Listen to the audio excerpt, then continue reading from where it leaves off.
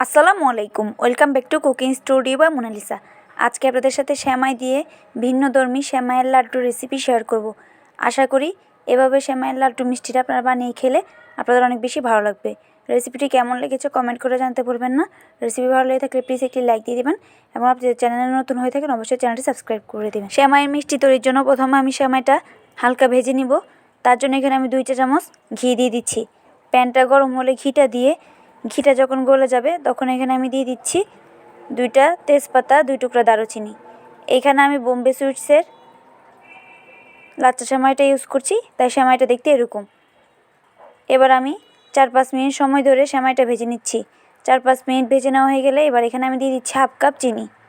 মিষ্টিটা আপনাদের টেস্ট অনুযায়ী অ্যাড করে নেবেন। চিনিটা দিয়ে কিছুক্ষণ নেড়ে চেড়ে এবার আমি দিয়ে দিচ্ছি 1 কাপের মতো পানি। পানিটা দিয়ে অনবরত নেড়ে চেড়ে সেমাইটা আমি বেশ কিছুক্ষণ সময় ধরে রান্না করে নিব। টেস্ট ব্যালেন্সের জন্য দিয়ে দিচ্ছি 1 চিমটির মতো লবণ। এবার অনবরত নেড়ে চেড়ে সেমাইটা এরকম শুকিয়ে আসা পর্যন্ত রান্না করে নিচ্ছি। এই পর্যায়ে আমি দিয়ে দিচ্ছি 3 চা চামচ গুঁড়া দুধ। গুঁড়া দুধটা দিয়ে অনবরত নেড়ে চেড়ে যখন এরকম টেক্সচারে চলে আসবে তখন আমি চুলা থেকে নামিয়ে মিষ্টির এই মিশ্রণটা ঠান্ডা করে নিব। ঠান্ডা হয়ে যাওয়ার পর এবার আমি হাতের সাহায্যে মিষ্টি শেপটা দিয়ে নিচ্ছি।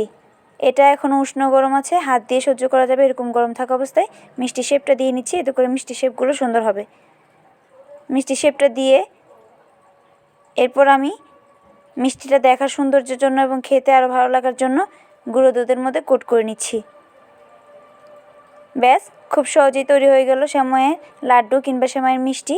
আশা করি আজকের রেসিপিটি আপনাদের অনেক বেশি ভালো লেগেছে। রেসিপিটি কেমন লেগেছে কমেন্ট করে জানাতে ভুলবেন না। রেসিপি ভালো লেগে থাকলে প্লিজ একটি লাইক দিয়ে দেবেন এবং আপনি যে চ্যানেল নতুন হয়ে থাকেন অবশ্যই চ্যানেলটি সাবস্ক্রাইব করে দেবেন। আর যারা ইতিমধ্যে সাবস্ক্রাইব করেছেন তাদেরকে অসংখ্য ধন্যবাদ। আপনি যদি ফেসবুক থেকে এই ভিডিওটি দেখে থাকেন অবশ্যই পেজটি ফলো করে দিবেন।